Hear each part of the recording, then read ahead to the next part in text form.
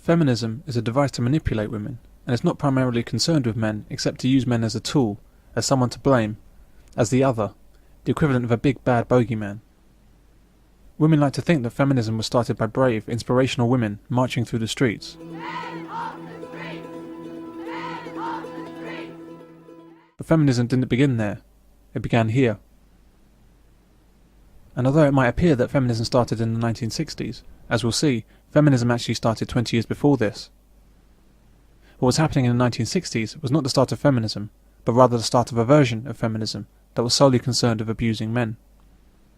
The originators of this male hatred, this misandry, were able to leverage the power of feminism for what is effectively a parallel campaign of hatred against men. This male hatred, sometimes called radical feminism, has become wrapped up in the original form of feminism and is now indistinguishable from it. The women originally behind this type of feminism were mostly lesbians who simply hated men. They were burning their bras and doing all sorts of silly things, making fools of themselves, and they were a joke. Very, very strong feminists. I've always considered myself a feminist, but boy, they've got me beat all hollow. They are feminists on the extreme, i.e., let's just do away with men and have sperm banks. It was that sort of thing. The radical feminist movement didn't believe in any deodorants.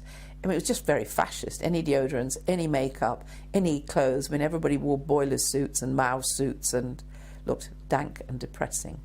Well, the women's movement is led by women who aren't really, I would say they're dysfunctional women, the leaders of the women's movement. If you look at their histories, if you look at their backgrounds, there is significant evidence of failed relationships, of promiscuous behaviour, of lack of concern for others, and or of some other troublesome period in their history. I don't think they're normal women. And many of them are lesbian, which when this is pointed out, many people often think, well, there's nothing wrong with being lesbian, and I'm not suggesting 1 minute that there is, but if you look at the lesbian women who are involved in the women's movement, you will see that they're a very particular kind of lesbian, and they tend to be the butch, men-hating type. Indeed, some feminists simply want to do away with men.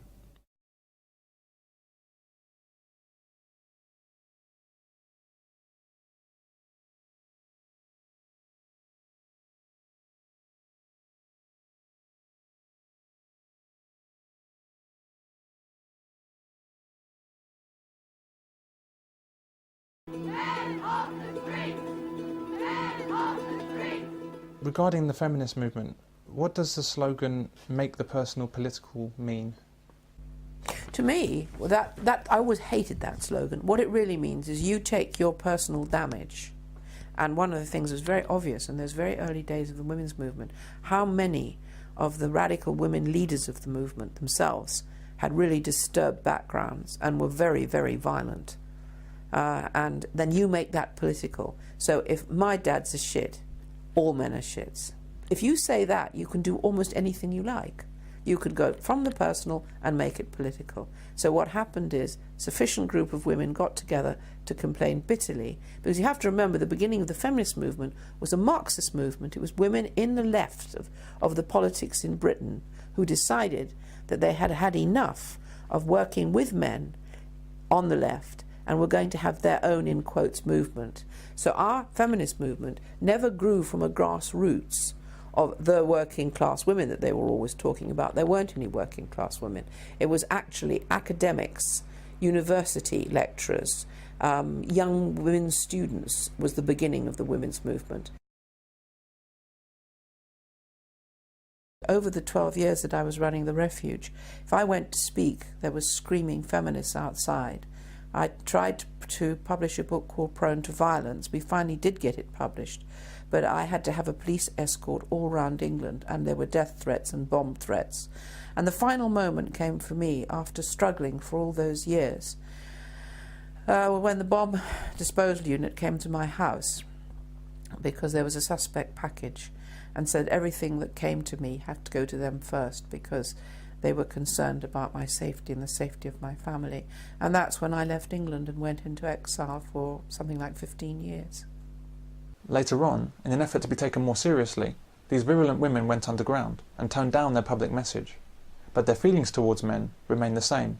The political problem at the time, which is something I've never been able to get out into the open, is that the feminist movement having formed itself in late 1969-70, never got the kind of support it needed financially because it was so extreme. But then finally they hit on the topic that gave them the credibility they so badly needed, and it also gave them the funding. What major agenda for the feminist group is to make sure that they have the maximum amount of financial income from the victims of domestic violence. Later on, and up to the present day, feminism has been adopted by most women as they've seen the advantages that they've been granted over men. Government has allowed these feminist women to spread their hatred against men for decades, when such abuse of any other group than men would have been against the law. And outside, and this is in the press cuttings, there were huge demonstration with banners, and on the banners it said, "All men are bastards, all men are rapists." And I asked the police, I went down and said to the police, if that was black men or Jews, you'd arrest those women. But why don't you They just looked very uncomfortable, and one of them said, "We're frightened of them." I've even received emails from women telling me that my website is illegal because it's an act of domestic violence against women.